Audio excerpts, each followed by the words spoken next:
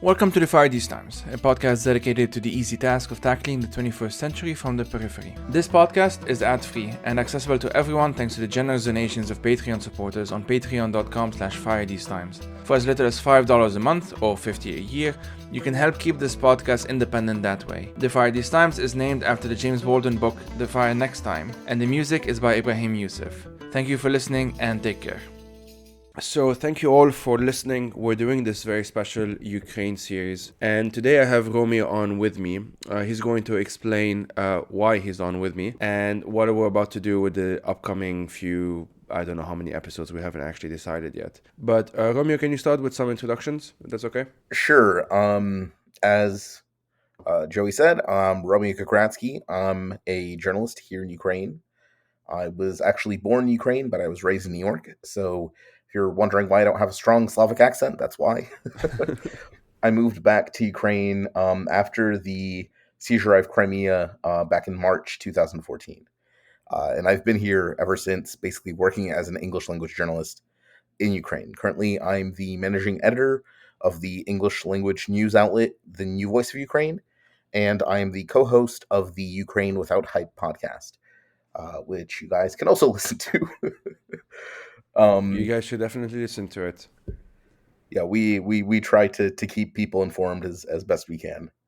And yeah, I'm for those of Joey's listeners who may not be too familiar with me, I'm a pretty open leftist as well. Just to immediately push back against any possible accusations that I am some kind of plant. No, I've been a Marxist since I was 13 years old. I've read Capital like 3 times, so don't come at me with that.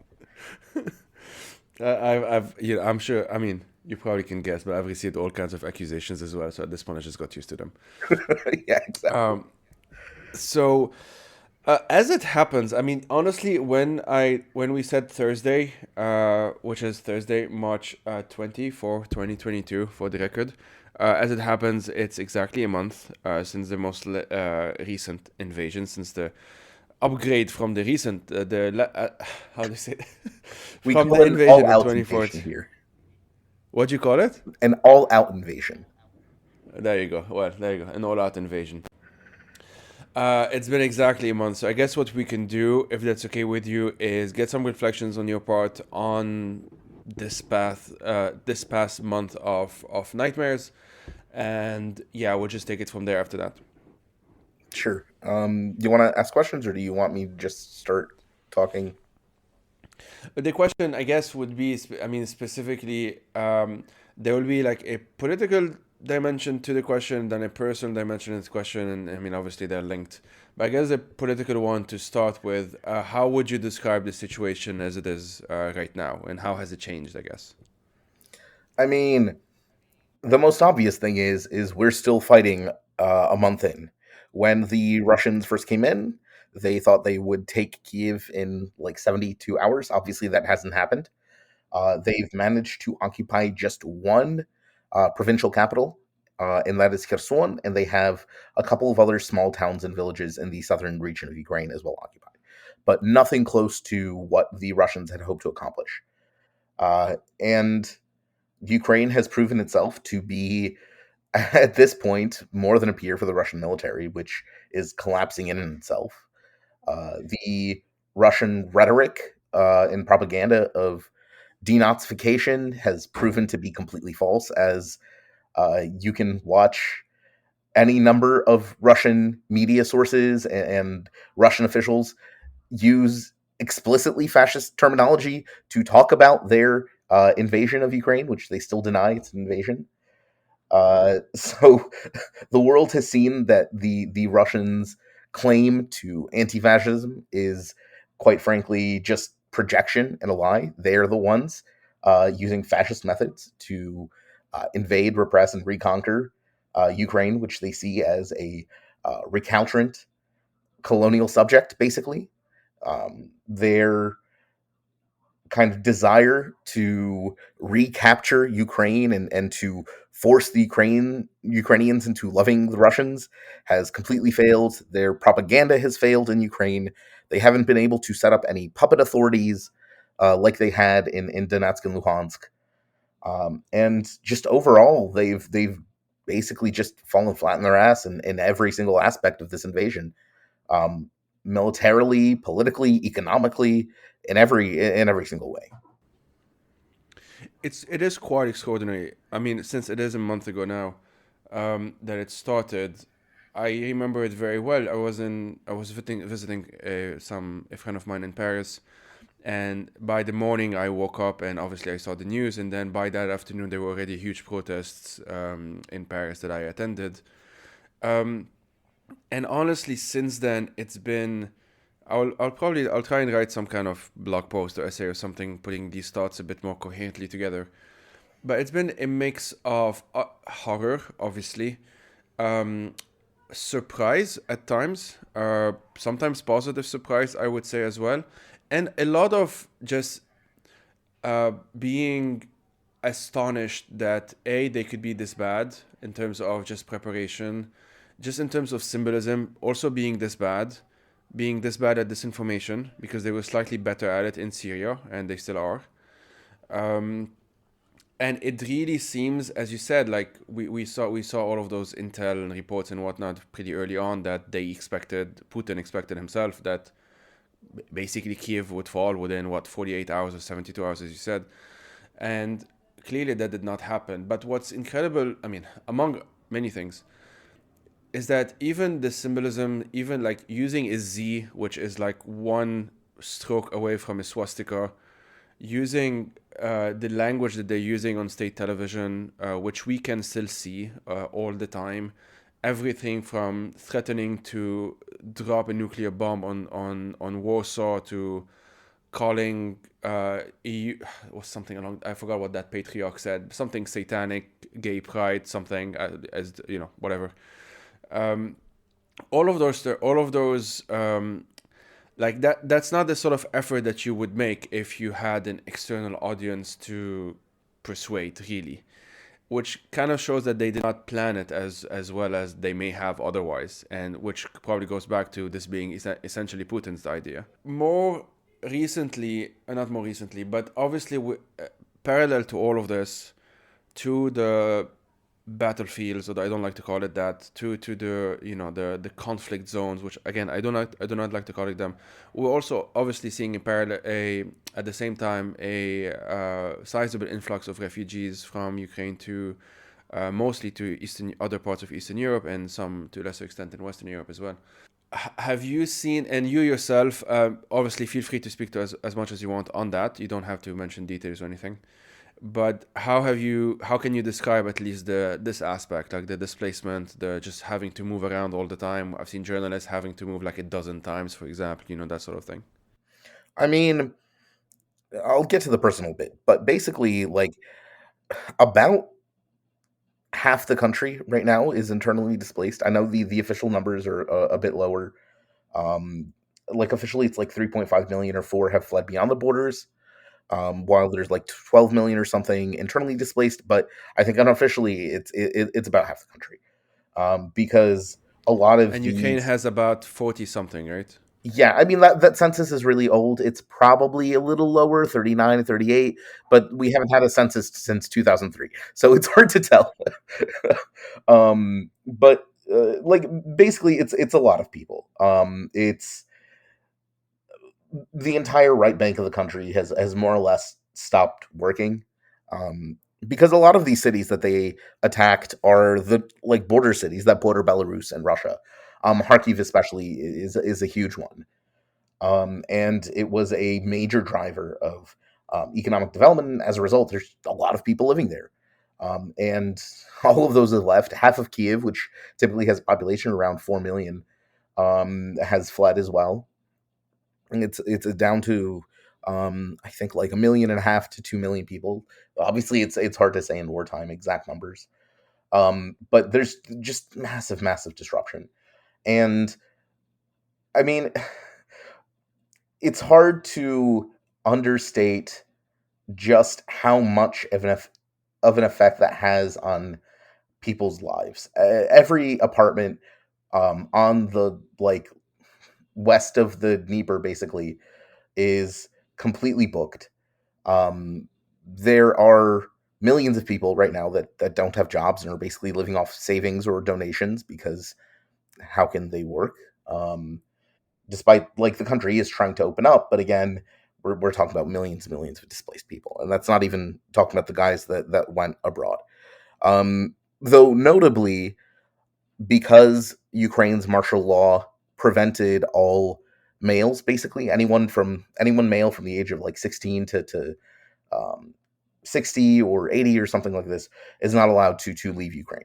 So a lot of the refugees that have left are just women and children because they're the only ones that are being allowed to go basically, and everyone else is internally displaced. Um, I don't know. It's hard to describe just how eerie it is that half the country has basically decamped. I don't think the modern world has seen a migration quite on this scale. um, Again, Ukraine is has a much higher population than most of the countries that have seen conflict in the modern era.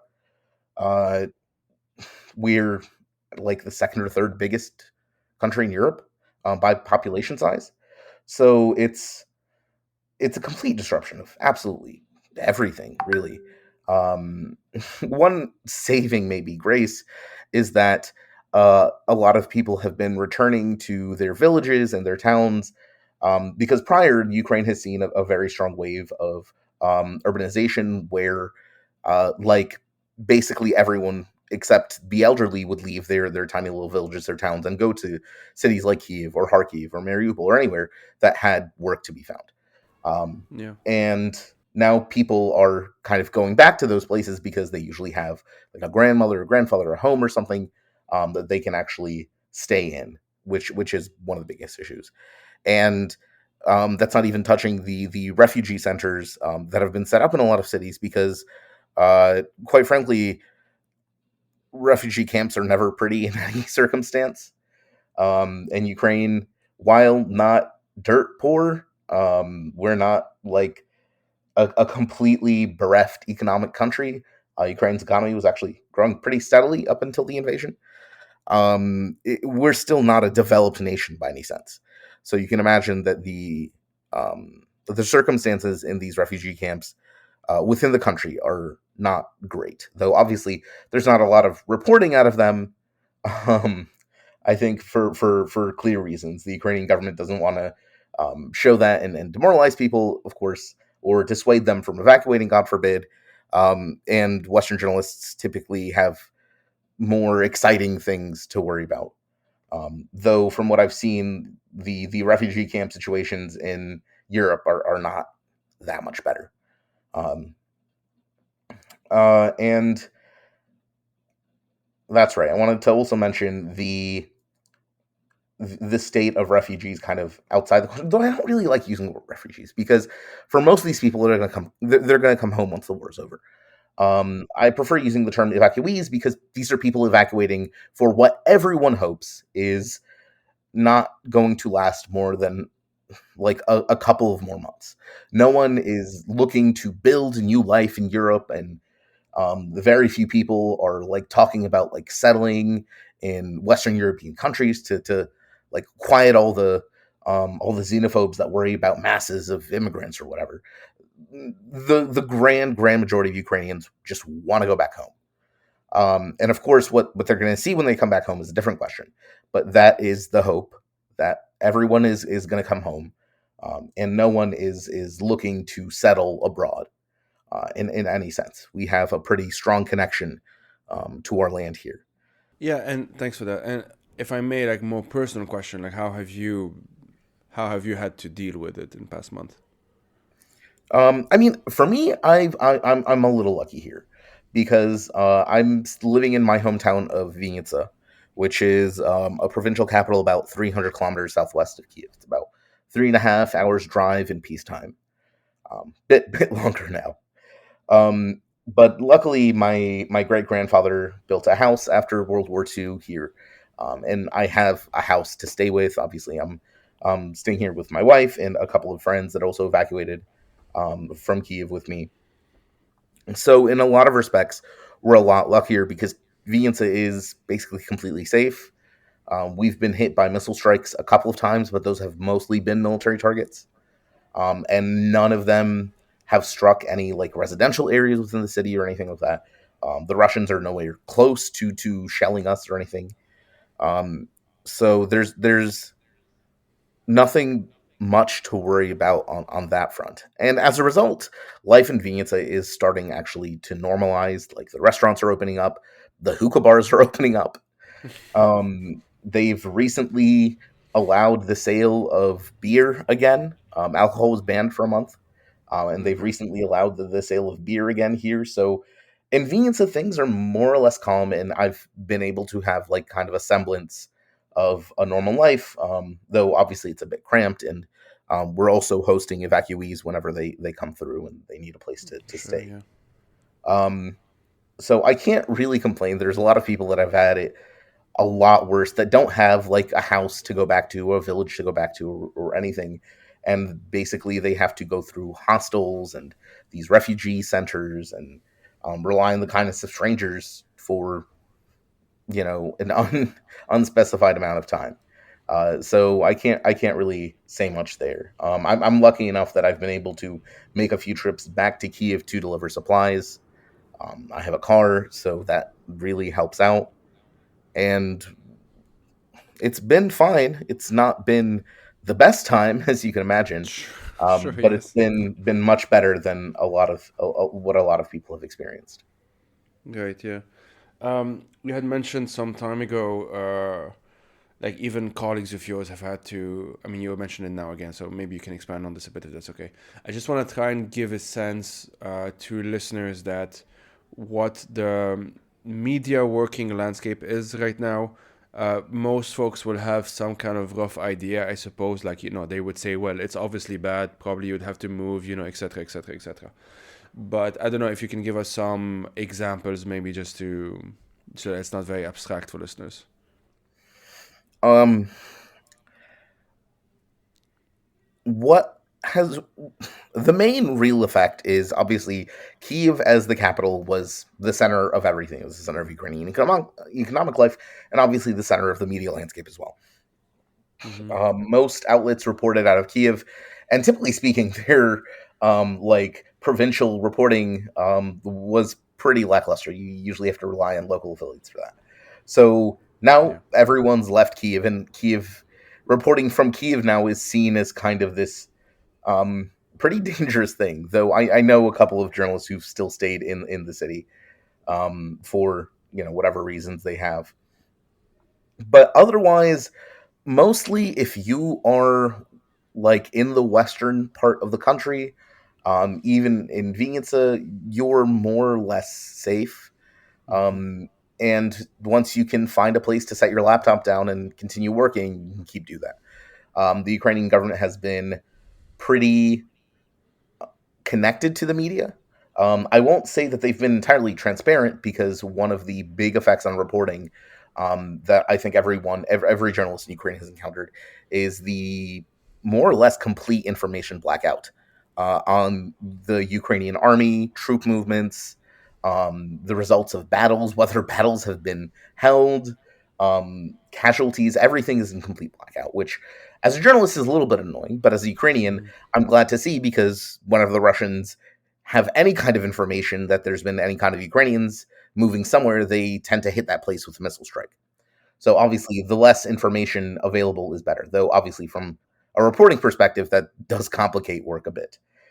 The real danger has come from the journalists that have been brave enough to not just stay in Kiev or anything, but to go beyond, to go into the conflict zones. Um, Two of my colleagues that I used to work at Hromadske, which is a independent Ukrainian news outlet, they were captured. One of them, luckily, Victoria Roshino, has been recently released. But according to her outlet, she was captured by the FSB and then forced to make a video where she basically had to like say, "Oh, the Russians are fine. They haven't done anything bad. Ukrainians are evil." Blah blah blah. Though obviously she recanted that the second she released her. And then another journalist that I used to work with, Max is still currently missing. He disappeared on the 11th, reporting somewhere near Kiev, I believe, and he's been out of content since then. And on top of that, we've had at least 6 journalists killed, a number of producers killed, fixers. One of our MPs, a wife of one of our MPs, was killed by Russian shelling.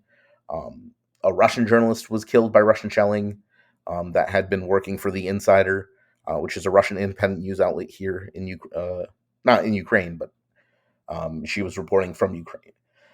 So, for those people brave enough to actually go into the conflict zones, obviously their life expectancies are unfortunately not what you would hope. And it definitely does raise the danger and brings the war home a lot harder when, I hear about people that I've worked with, that I've like sat next to and, shared coffee with and gossiped with, when I've heard they're disappeared or captured or God knows what else. Um, and that's pretty disheartening. But again, I don't feel any danger, like personally sitting here in Vinnytsia, or like a lot of my colleagues are in Lviv or something, and they're also fine. So if you're not really within the conflict zone or within the range of Russian artillery, there's not too much to worry about. Yeah, like the furthest away from Russia, the safer, more or less. Basically, Yeah, yes. it's what it is, you know. It is like that. And I mean, speaking of that, there is the question of, I mean, for me, I feel like I got a good sense of that answer, of that question, like, why is this even happening? Why is Putin even doing this and so on? Just because I've been obsessively reading for the past month. But for listeners who have a better relationship with their mental health and have not been reading as much as I have, how would you even try and explain the why of it all? Honestly, it's pretty simple. Russia is a fading imperial power that has a leader with delusions of grandeur, delusions of being one of the great men of history. And he has decided, with as he's getting older, there's no obvious successor yet. He has decided that he wanted to make his place in the history books by reuniting Russia. And to imperial Russia, that includes basically Belarus and Ukraine. These are two areas that Russia has always seen as part of Russia. They don't acknowledge that these are independent places with their own culture, with their own language. They've always seen it as a core integral part of Russia. And to a lesser extent, that extends to the Baltics, to an even lesser extent, this extends to Poland, but specifically Ukraine and Belarus. And he's already gotten Belarus after Lukashenko botched his vote rigging a couple of years back. He lost all of his support from the West. Prior to that, Alexander Lukashenko, the dictator of Belarus, had done this very delicate balancing act where he seemed as a more reasonable dictator than Putin. And he was able to take advantage of both Russian largesse, but um, stay out of the West's way just enough to not seem like a threat. Until, of course, there was a popular uprising movement against them, which was entirely peaceful. And right before an election that he lost, of course, he rigged it so poorly that not only did he lose the election, he was not able to convince anyone else that he had won the election, as opposed to all of the other elections that Belarus had had and that Lukashenko had rigged up until that point. And once he'd lost all of his ability to uh, pander to Western interests, he had nowhere else to go and no other support than Russia. And that resulted in Putin taking advantage of this. He has much more deeply integrated Belarus into the Russian structure, not quite to the point of annexing it, but enough that he feels entirely comfortable just sending troops there and they're doing whatever they want in Belarus. And Lukashenko has no say or influence over what the Russians do on his territory. Once he had that, he had the perfect kind of opportunity to strike Ukraine, and he was never going to get a better one. Because as long as Lukashenko had a veneer of independence, he could say, well, we aren't going to allow our country to be used as a staging ground for an invasion. Once he lost that, well, that's all of Ukraine's northern border basically undefended. And specifically, it means that there is a very short road to Kiev. Kiev is about not far, I want to say maybe 50 kilometers from the Belarusian border. It's very close. It's very, very close. You have to go through Chernobyl, of course, but if you're not afraid of a little radiation poisoning, that's not much. And it seems like the Russians are fine with that. So he took advantage. He started staging a bunch of troops in Montreal up on the Belarusian border, claiming it was all for exercises, as the Russians always do. And then he struck once he felt that mobilization had completed for his 3-day operation. And again, the why is simply because the timing was right. Putin's got delusions of grandeur, and Russia's an imperial state that sees Ukraine as a colonial subject. Put those together, and it's at that point you're not asking why did he invade. You're asking maybe why did he take so long to invade?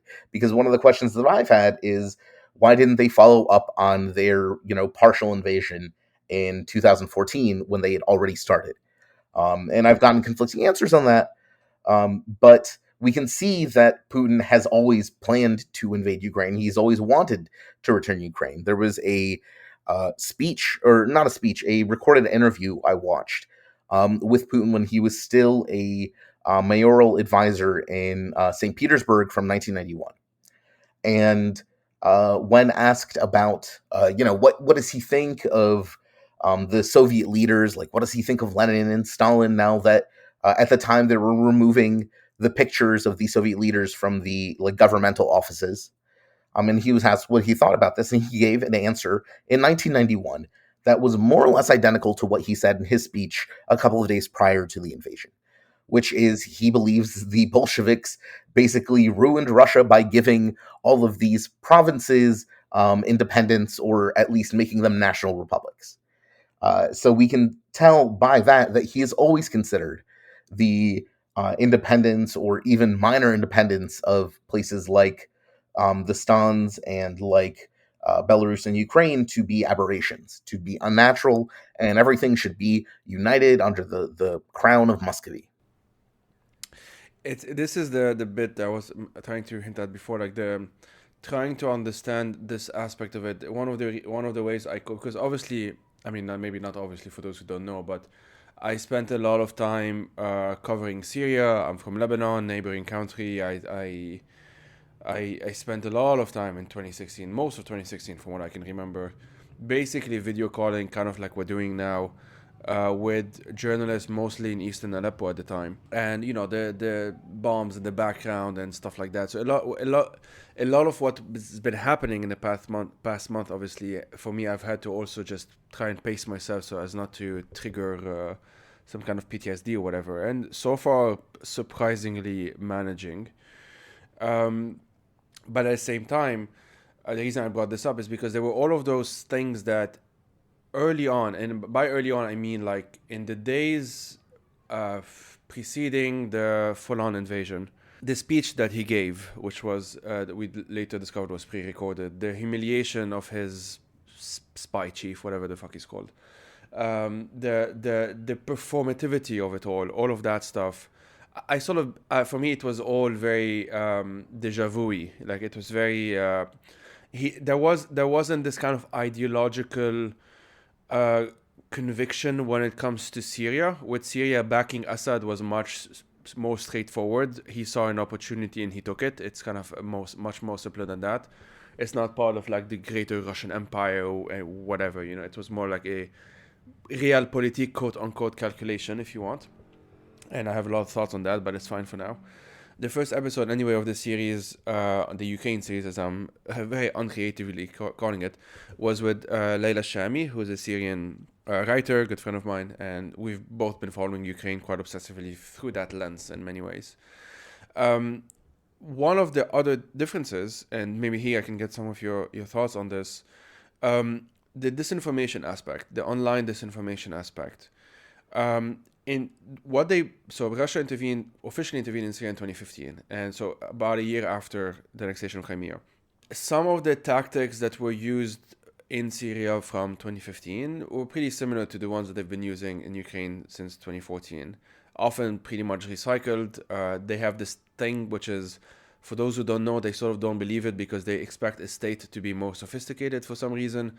But they are actually, it's pretty common for them to copy paste social media conspiracy theories, to actually cite random bloggers as evidence. Like, they actually do this all the time, and people are surprised by this when they don't know it.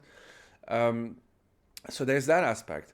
But more recently, as in this time around, the past month, I just can't help but noticing that, probably because this was almost entirely Putin's idea and they did not plan it maybe as carefully as they would have otherwise, or I don't know what it is exactly, but even by the very clumsy standard of online Russian disinformation, it's been even clumsier.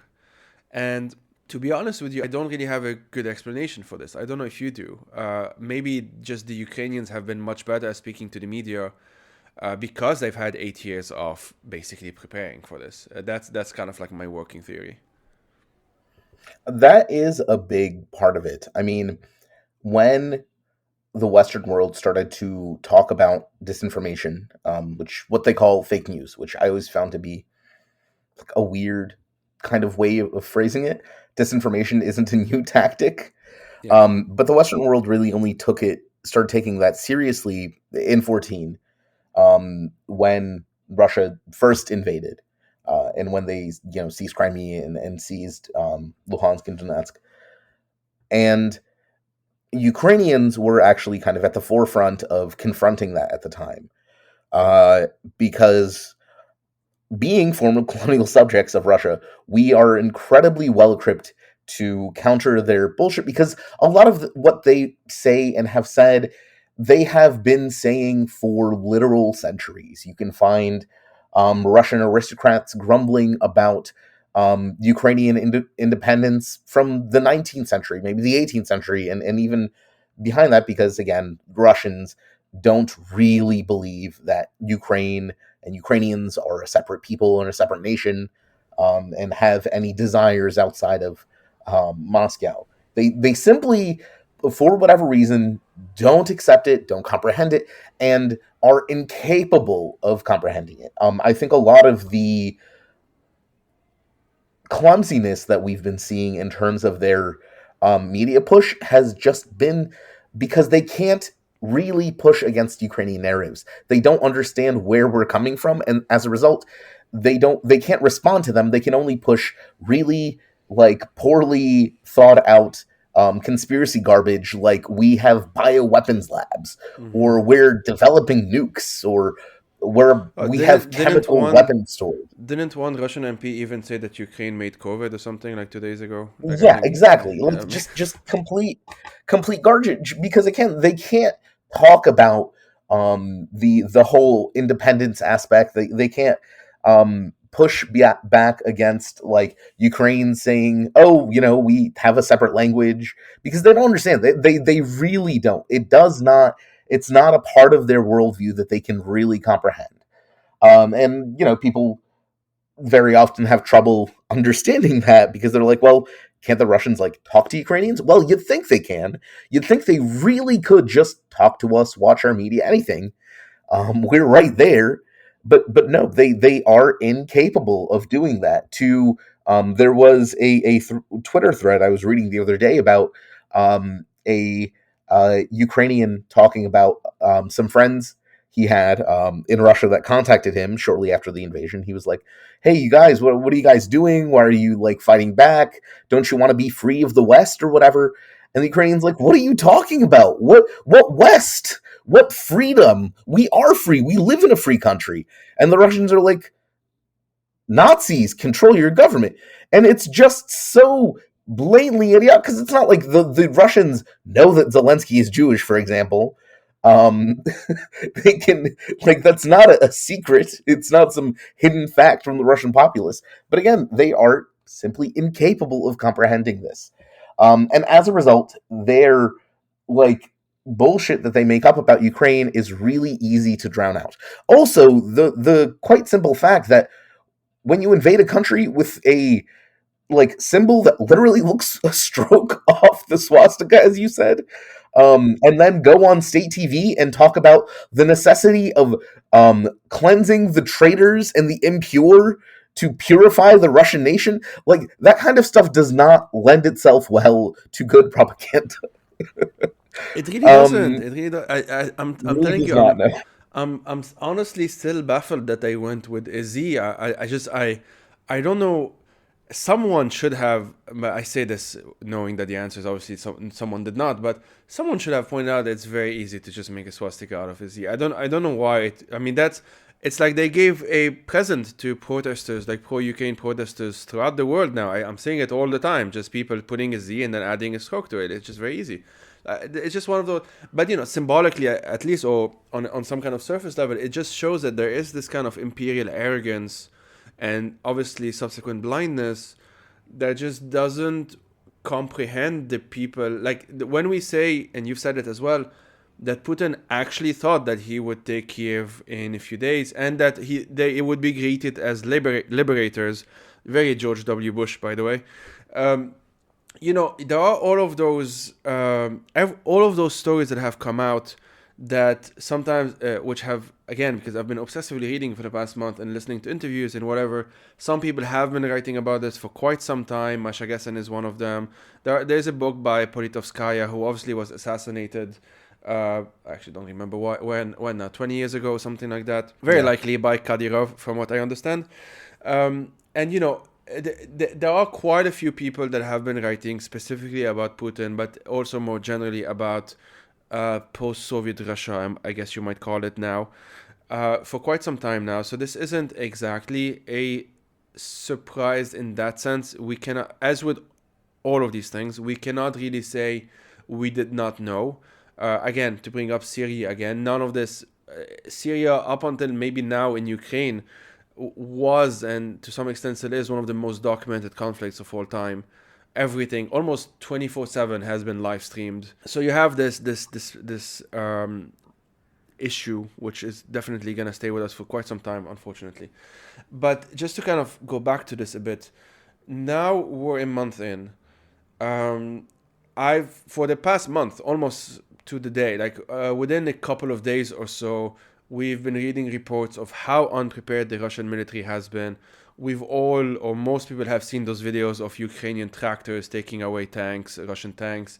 We've seen... Anti-fascist traction is what we call it.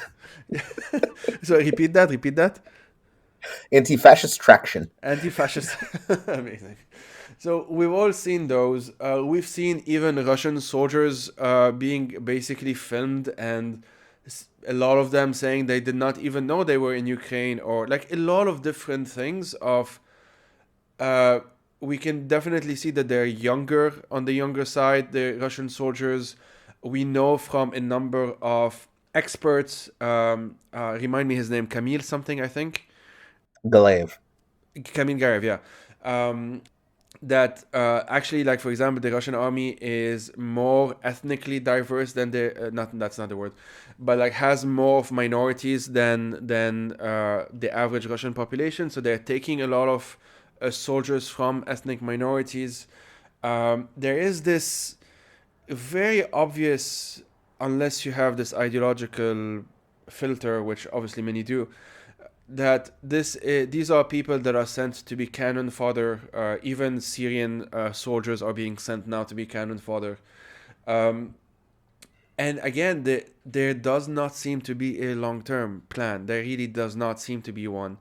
And this kind of brings me to the next question, which is the scarier one in many ways. Like, I've read and listened to, again, obsessively, a number of interviews by people that clearly know much better than I do, trying to understand what the logic, if there is any, of Putin might be at this point.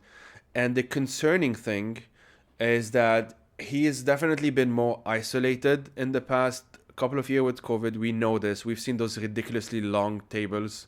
We know that he is paranoid about COVID because he's a rather old guy. We know that his own circle of trustees and advisors, some of them have literally been leaving in the past few weeks. There was his climate envoy, I think, who's now out of Russia. There's a lot of his closest advisors are just not speaking to the press. There are some questions around whether they are really, a number of different things that this is not a good thing. This is not a good sign for someone who has this many, not just nukes, obviously, but just this much power in general. So I'm wondering, like, from your perspective, I guess, how do you see, and also at the same time, I should say, we have seen that the Russian army is struggling like significantly in like they've I forgot, I don't know the number. The numbers are what, almost 10,000 or something like this, which is higher than what they've lost. That's just what they admitted themselves. Yeah, exactly. The real number is absolutely higher than that. And this is more than like the entirety of the Soviet invasion of Afghanistan. These are ridiculously high numbers for just a month.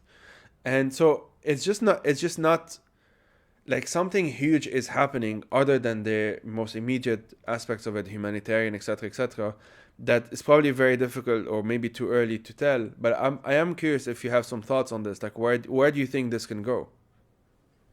So I have a lot of things. Just to address the latest point, why of Putin's kind of instability. Honestly, I think this is not surprising from a material standpoint simply because he is getting older. And Russia is a dictatorship where what he says goes. A perfect example, he doesn't have a cabinet, he doesn't have a Politburo, even like in China. There's nothing, there's just him. The greatest example for that really drove that understanding home for me was when he had his the Russian Security Council or whatever meeting that was televised, and they were all talking about how they need to recognize the independence of the puppet authorities, and which until that point they'd never done because it doesn't make sense to recognize the independence of a puppet authority. It's not an actual state. Mm-hmm. It's literally just an occupational administration run by like gangsters and security officers. Mm-hmm. It's not an actual state. So when they were having this meeting and he called up, I think you mentioned this, the head of their foreign intelligence service, Narishkin, I think is his name. Yeah. And Narishkin was like stammering. He looked like a schoolboy. Like he looked like a schoolboy being asked to like put an answer on the blackboard, He was terrified, and you could see this televised to the world. He was terrified of Putin. And this guy is, again, the head of Russian foreign intelligence. He's not like a diplomat or someone weak-willed. You can probably absolutely bet that man has personally tortured and killed people himself. And here he is, like, barely able to string a coherent sentence out of Putin. And that just goes to show you how personalized this regime is. Yeah. And when you have a regime this personalized, they're just not politically stable as a rule, especially when their leaders get older, when they start thinking about, instead of purely pragmatic terms of how to consolidate power, hold power, give out tribute and everything. At this age, people typically start thinking about stuff like legacy. And this is not purely pragmatic consideration. This is not a purely rational account. This now goes into the territory of ideology and of belief. And Putin is hitting that kind of time. So a lot of these like, quite frankly, fantastical expectations that the Russians had when they invaded Ukraine is all down to the fact that people still see Putin as a genius master strategist, which you don't become dictator of Russia by collecting bottle caps, at least not in the post-Soviet period. But at the same time, the guy's getting old. And he's now thinking about stuff that isn't directly related to having and maintaining power. He's pretty effectively coup-proofed himself. I was walking with my podcast buddy Anthony Bardaway the other day, and we were talking about what Russia's succession plans look like. And there is none. Every single successor that has ever been pushed up is no one. Like Medvedev is off the table. any, like, Narishkin's off the table, everyone's off the table. Like, if Putin dies tomorrow of, I don't know, a stroke, he's old, right? And he could literally just die of natural causes, like, inshallah. But if he does, who takes over? No one has the slightest clue. So, of course, at this point, Putin's making decisions that are not driven by practical considerations of geopolitics and so on, and power projection, but simply because he wants to be remembered as a great man who rebuilt Russia and restored it to greatness. And when people look at Putin, they're not thinking of that. They're thinking of the guy that has connived and murdered and blackmailed and wormed his way into holding power for 20 plus years. But that's not the Putin we see anymore. A great example of that was his very recent rally at a stadium in Moscow. Yeah. Now, this is something Putin would have never done. He is not that kind of guy. But here he is holding what is basically a Trump rally, like what basically is a fascist rally, in the middle of Moscow in, this coat. He's not even wearing a suit. He's wearing like a $10,000 Italian coat or something, like a snappy sweatshirt. It's like an Italian brand or something. Yeah, exactly. Like and this is not something Putin has done ever before. He is at this point of his life where he feels completely like comfortable in power. Of course, he's paranoid because he's a dictator. You kind of have to be paranoid. But at the same time, we see him like pressing to be transform from this image of this paternal technocratic leader that is trying to do what's best for his people and like regulate the entire country so everyone has a comfortable life, to this kind of charismatic ideological guy, when he's not that at all, and he's never been that. And once people start grappling that you're not dealing with the rational, pragmatic Putin anymore, you're dealing with late stage, I don't know, maybe you can call it like, what is it? Yeah, late stage Putinism, like his midlife crisis Putinism, I guess. And that's a completely different person. Like, yeah, some people go out and buy sports cars when they hit a certain age, and some people turn into fascist ideologues. That's just the way the cookie crumbles. This is an important point as well. Maybe we can just focus on this a sec, because I didn't know some of it. I knew some of it, but I didn't know all of the details. I didn't know his obsession with some of the past Russian. I think Ivan the Terrible. He's obsessed with him. He kept on that speech that he gave, which is now notorious.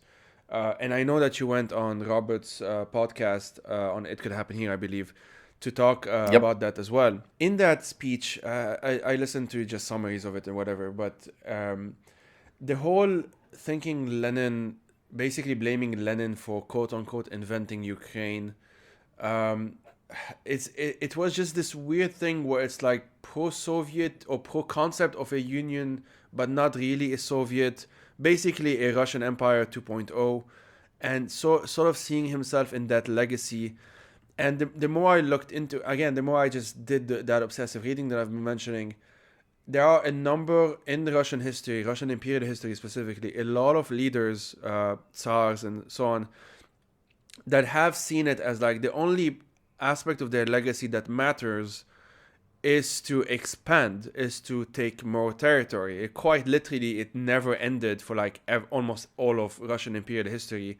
There was no Tsar that did not had to prove themselves by, conquering more territory, whatever. So in that line, he's sort of like following that. And usually I don't bring up what should be ancient history or whatnot, but he's obsessed with it. He talks about this all the time, that he sees himself as a historian. I would recommend people listening to this to check out the podcast, the Ezra Klein podcast, which I have my issues with it, but he has a very good episode with Masha Gessen, which maybe we'll manage to get them on this podcast. We'll see. But that episode, like, Masha did a pretty good job at just trying to explain Putin's psychology on that aspect. Again, I usually don't spend too much time on this, but in this case, given that we are dealing with a pretty self-isolated,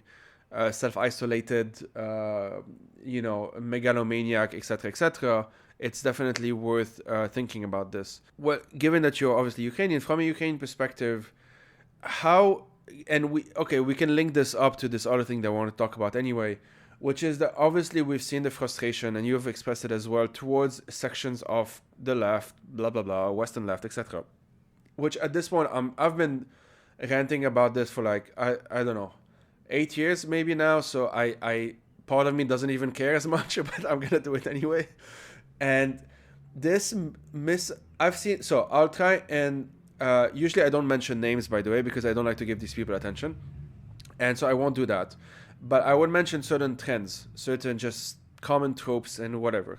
One is talking about Russia's neighbors in Eastern Europe as basically as if they don't really exist. You know, like actually agreeing that or accepting that Russia deserves whatever a buffer zone, right? Like we've actually heard that term a lot of time. Like, well, it's understandable that Russia is pissed off that whatever country joined NATO or wants to join NATO or whatever, because, well, they will have NATO on their borders, as if those nations themselves don't get to decide anything anyway.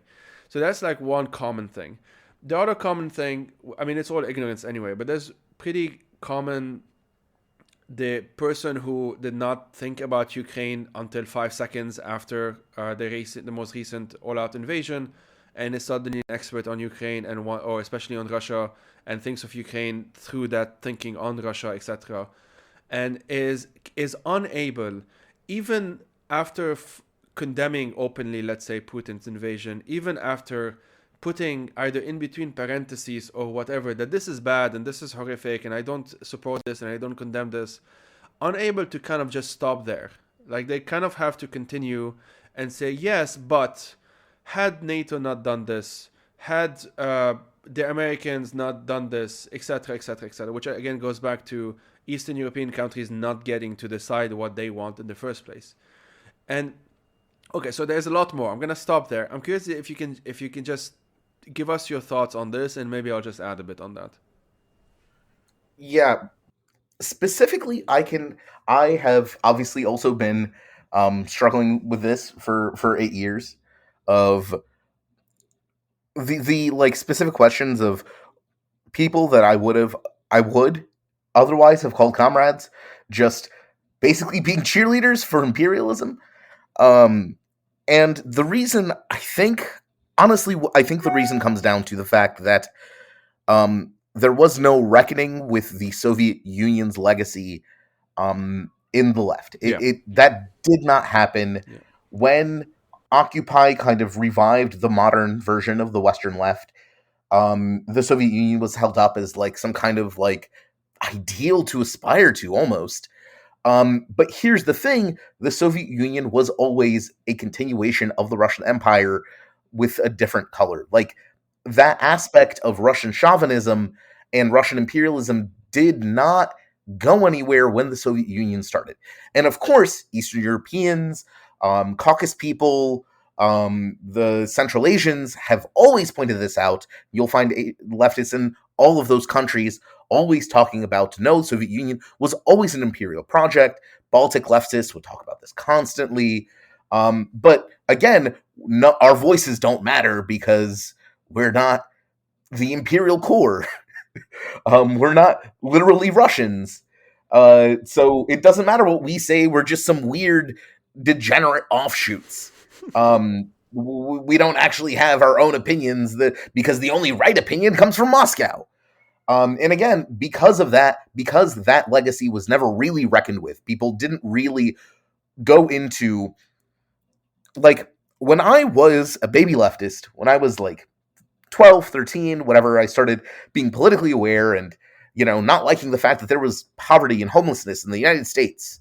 And like all the basic realizations that you have at that age that, hey, maybe there's something weird with our economic system that is producing these horrible outcomes. When I started like doing this, I was very historically aware as well, because obviously you can't figure out why the world is the way it is without looking at what caused it to be the way it is. And because I had family in Ukraine, I would go to Ukraine every summer. I could talk to people here and ask them, like, is your life better now than under the Soviet Union? And of course, basically everyone would always say yes. And for a while as a baby last, this was kind of confusing. I was like, but look, we have homeless people now. Like you like can't buy anything. We have this staggering inequality, and be like, and people would be like, yes, but also there's no secret police. The corruption is just normal corruption. It's not like institutionalized. We're not getting involved, especially for Ukraine. We're not getting involved in imperialist wars. Like the Soviet-Afghan War basically was one of the inciting factors of the dissolution of the Soviet Union, because so many people were getting their kids back in body bags for a war in a faraway place. They had no idea why they had any involvement there at all. So I would go here and I talk to people and be like, well, yeah, but it was still really shitty. Like, yes, there were things that were kind of like nice, but otherwise, yes, it is better now that it's gone. But in the West, people without experience, to people who lived under Soviet, I would say, under Soviet rule, they don't have exposure to that. So they never really had to deal with the fact that the Soviet Union was really, really bad. Secret police are really bad. Being able to criticize your government is a really, really important right, actually. It is possibly more important than actually having a home, because at least if you can talk about your government, you can fix the problem that you don't have a home. But you can't fix the problem if you can't talk about the problem, if you're not allowed to criticize your government. This is very, very basic things that basically broke people's minds, and as a result, because they never dealt with that legacy, they see Russia now, and they just kind of transposed this Moscow is the center of the Soviet Union. The Soviet Union was this great, beautiful thing that fell apart for no reason whatsoever. Maybe the CIA had something to do with it. And you get there, and now, of course, you start supporting literal klepto capitalist dictatorship, because you never figured out that actually dictatorship is bad. Freedom and liberty aren't just words to be abused by George Bush and neoconservatives. They mean good values that we should stand for. But if you don't believe that, if your whole position is America bad and like Soviet Union good, then yeah, it does make sense that you would just uncritically support Russian propaganda, repeat BS lies, support literal like hyper-capitalist dictators like Assad. It all kind of falls into place if you see that transposition occurred, no one had to deal with it, and well, voila. I really hope that maybe after the just incredibly openly fashy symbolism and language used by Russia, maybe people will finally start to deal with that. But my hopes are not high. No, mine are not either. This actually brings me to the third point that I was bringing up. It's a good segue of this whole Russia is like the whole denazification and blah blah blah, all of that. Although, okay, not a lot of people, I would say, are openly apologetic of that specifically, but a lot of people, I do think, have bought into it, at least to some degree. And what's incredible about this, well, a couple of things, other than it's bullshit, which is, level one of kind of, debunking disinformation, whatever. Other than that, a couple of things. One, it's kind of ironic to me for anyone who is in the West to talk about Nazis anywhere else. Like for me, just in general. I have family connections to Italy. My wife's Italian. I've lived in the UK. I know a lot about America just because you kind of have to. You kind of have to. And I know a decent bit on France and Germany. Every single one of those examples have a shit ton more Nazis pretty openly at this point, even in government. AfD in Germany. The Italians have literal neo-fascists who are MEPs, like member of the European Parliament, who do we have members, I forgot who, I think it was a Bulgarian. Isn't Mussolini's granddaughter an MEP? Yes, Mussolini. Yeah, her name's still Mussolini. Mussolini himself has his mausoleum is still in Italy. You can still visit it. You can do whatever the fuck. It's completely normal. You can go to places, although it's supposed to be taboo, but you still can find calendars in like the average kiosk with like those, and you have Franco supporters still openly Vox in Spain, etc., etc. I can go on and on and on about this. Obviously, the French elections are like very soon, and you have two far-right candidates. Not just, I mean, you have more than two, but you have two main far-right candidates, Le Pen and Zemmour, who are either Holocaust deniers or soft Holocaust deniers or pro-Pétain, or you have all of those things happening. And I mean, I'm not even bringing up Don't January forget 6th. the Sorry. don't forget the incompetent fascist ideologue that was literally president of the world's sole hyperpower That's what I'm for saying. 4 years. I was gonna say, like, not even to mention January 6th, not to mention QAnon, not to mention, like, the batshit crazy shit that's still happening But and still no, being it's Aesop normalized. that's the problem. Yes, it's Aesop, that's the problem. And that, yeah, so I'll ask you to talk about that in general.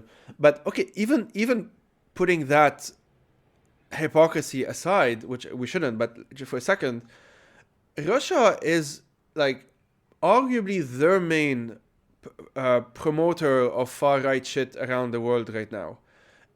Almost every single far right European political party And from North American.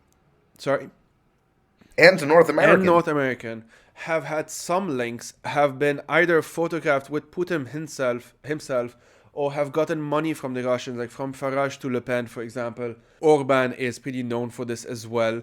Like, it's incredible to me, and just the fact that, given that from Putin's very obsessive homophobia to the far right patriarch saying batshit stuff like a week ago, to all of those different things, the male state as they call it, which is this far right pro Russia group, so many other things, and people listening can check out Bellingcat. They've been doing a lot of good work on this, and other people as well have.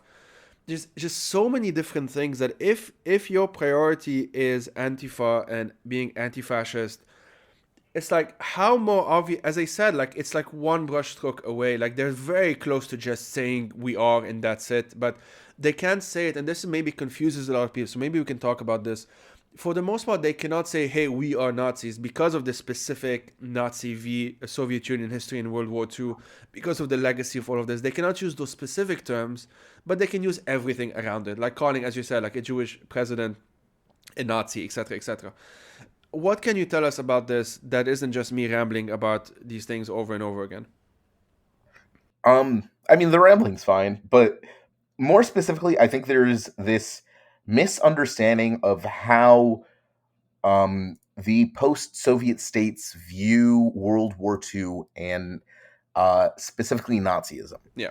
I think that in the West, it was framed as a struggle for freedom and democracy versus like a horrible discriminatory end, right? This like it was very much framed in this like way that we're defending our freedoms or whatever, but obviously in the 40s and not yet corrupted by neocon bullshit.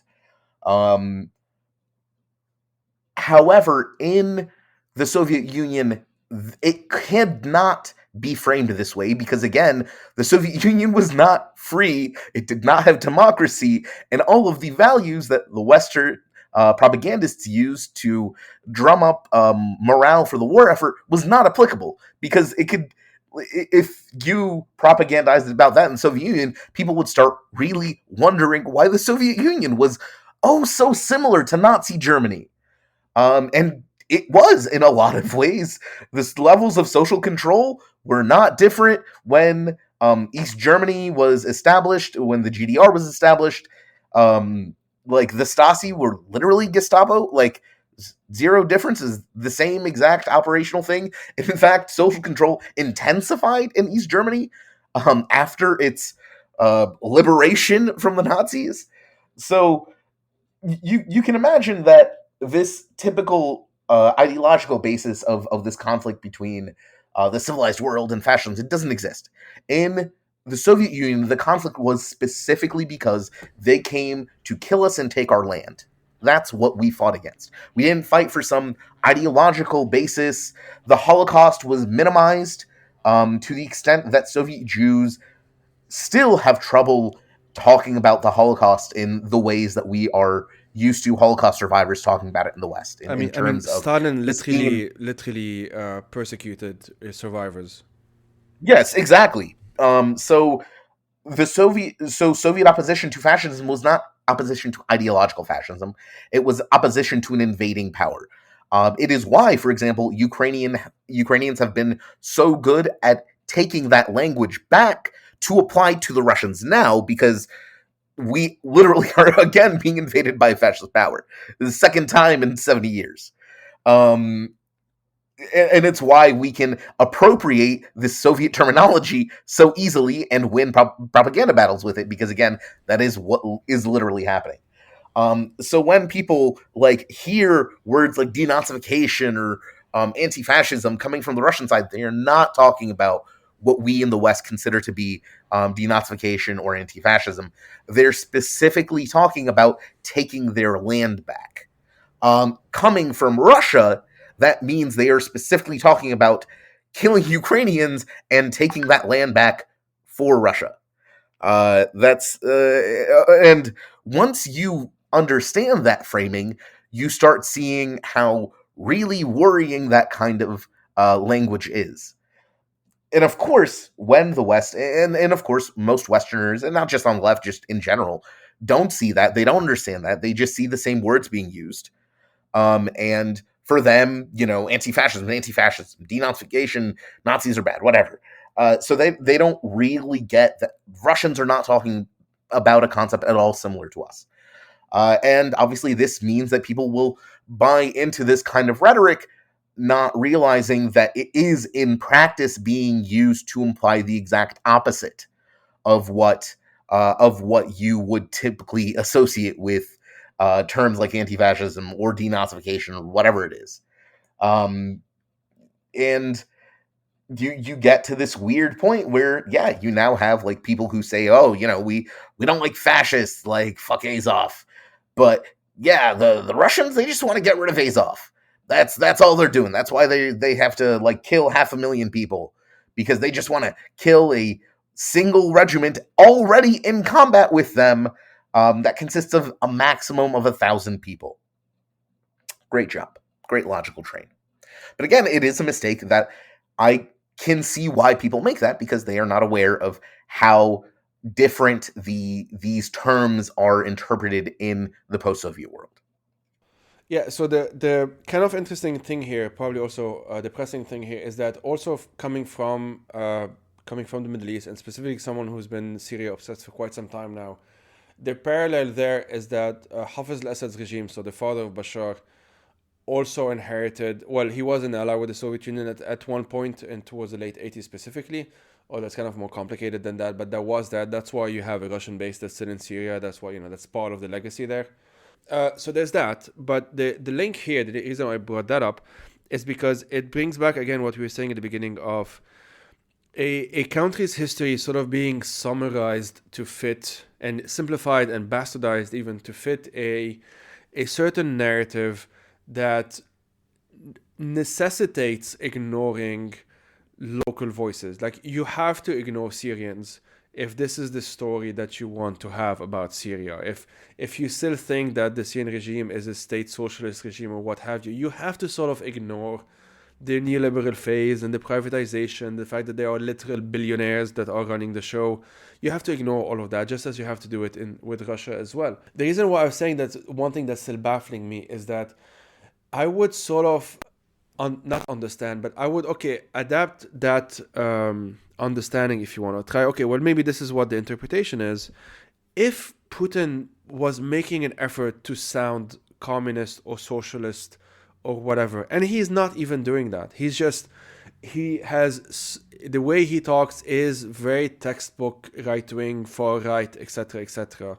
And so there isn't even that effort, if you want, to try and cater, quote unquote, to a Western audience. And this is something that a lot of people, I think, still don't understand, that there is a there is this propaganda, this disinformation that's for a foreign audience, but there's also the one that's for a domestic audience. And from what we've been seeing, the polls that I've seen, a lot of Russians still don't believe that there is a war. They still call it a special operation. Support for it as a consequences of that, no doubt, is still relatively high, or higher than it should be for sure. A lot of people are probably just shrugging their shoulders because they don't know what's happening, or they don't want to know what's happening, or they just don't want to think about it. Or the problem is now that they view themselves as being victimized by the West. So all of their conspiratorial beliefs that the West has plotted the downfall of Russia right now because of the sanctions, which are being applied as a result of the invasion. But of course, they don't believe in invasion, right? So for them, all of this is just justifying this already pre-existing victim conflicts that the West is punishing Russia for just trying to restore its own country. Yeah, exactly. I thought of this. There was this Russian. I think he was like some kind of academic who was interviewed. So he is in Russia. He's not just a Russian academic. He's a Russian academic in Russia, who was interviewed on some British outlet. And at some point, he basically did whataboutism. He said, "What about the U.S. invasion of Iraq?" And the reporter said, "Well, this was clearly a bad thing to do as well, and many people recognize this, etc., etc." I'm not going to justify the journalist. That's not the point. But his response, like the Russian academic's response, is that, of course. So he asked, like, does the crimes of the West? I think the question was like this: justify what Russia is doing in Ukraine? And the Russian academic replied, "Of course it does. Of course it does, because that's what great empires do, or great powers." I forgot which terms he used. And like, that's as explicit as it gets. There is this sense, and I've learned this from Masha Gessen, from Peter Pomerantsev, who I interviewed, who we might interview again in the context of this series, that there is this sense that we call the Russians, are a great empire. We should be treated as a great empire or a great power. They usually don't say empire, they would say power. And anything less than that is in and of itself justification for all of the rest. I don't know, this seems to me like one of the obvious thread lines here that some people still don't understand, I feel. So I want to distinguish a couple of things here. First off is, as you said, there's domestic propaganda, and there's propaganda intended for a Western audience, but there is also propaganda intended for specific segments of the world, like propaganda that is crafted to appeal to some groups and not others. And we touched on this lightly with Putin funding like all the basically every far right movement in that we've seen in the world in the past 10 years. You can, if you follow the money back, you'll find some Russian connection there somewhere. But as far as I can tell, something not too dissimilar has happened with a lot of the left as well. There are a lot of, and this is especially visible through the media environment.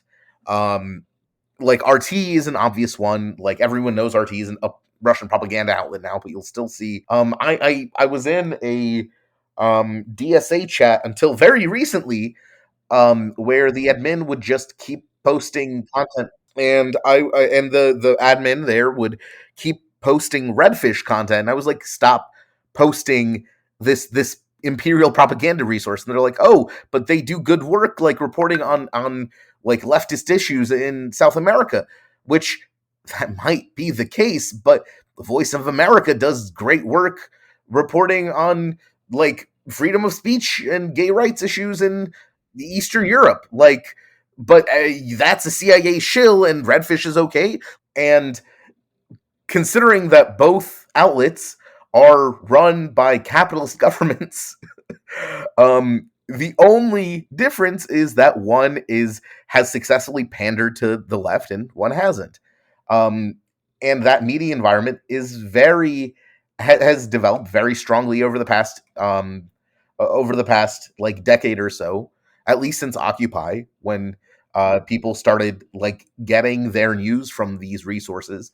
And then you've seen that continue into kind of pretty high level cooperation between the leftist figures, public figures, and the Russian government, like Jill Stein, the Green Party candidate, in a recent U.S. election, was photographed at a dinner with Putin himself, and that was apparently considered completely fine.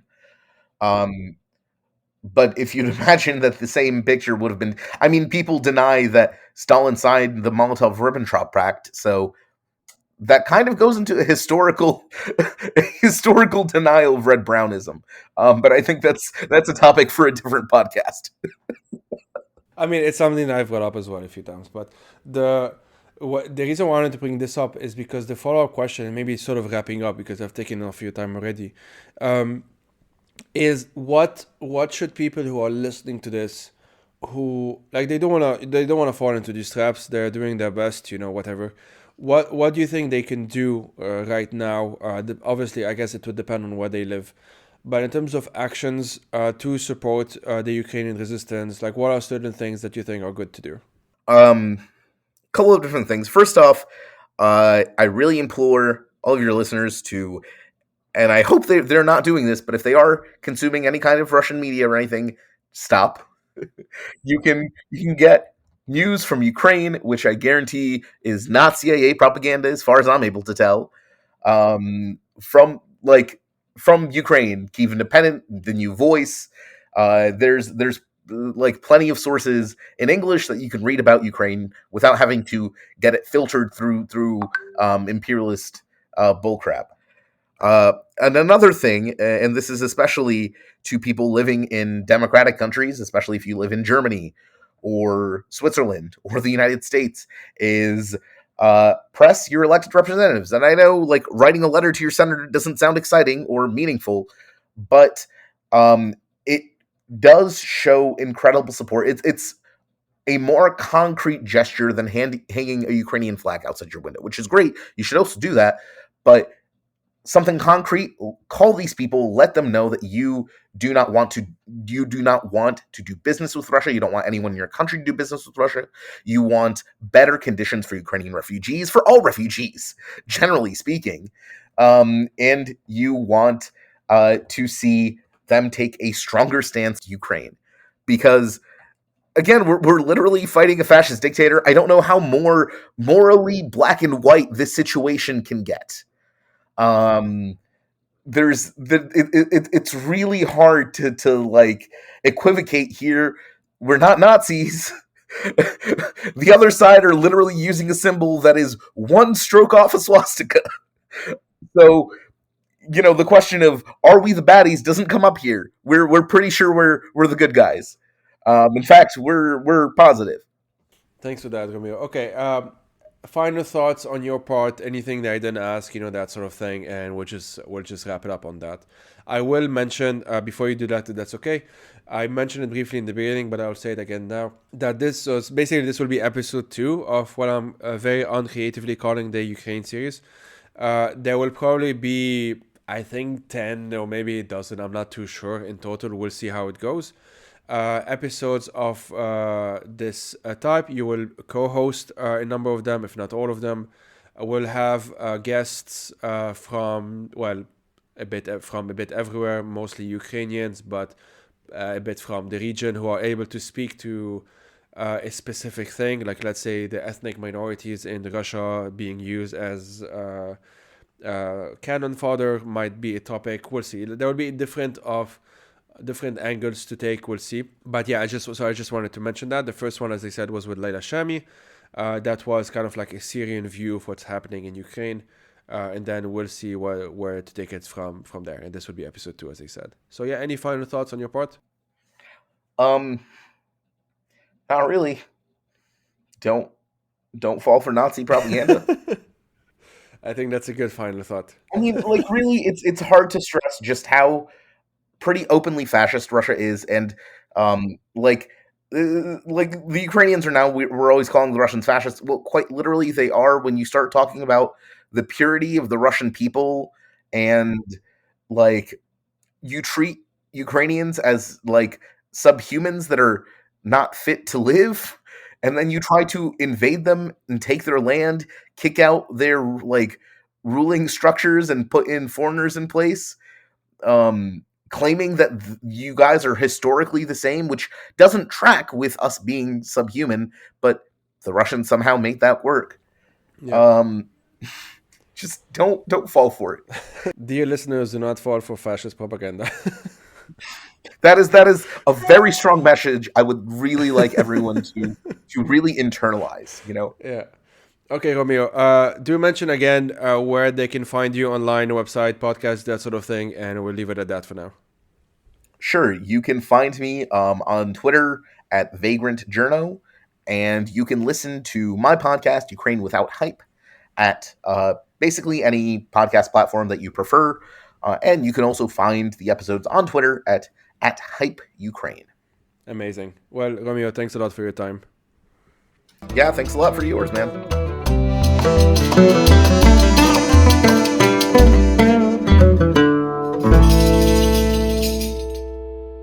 The Fire These Times is hosted by myself, Joey Ayoub. I am also its producer, researcher, writer, and sound editor. If you want to help turn this project into a full-time job, please head out to patreon.com/FireTheseTimes to support it. These episodes are part of a bigger project which includes resources, a newsletter, and eventually YouTube video essays as well. As always, thank you for listening and take care.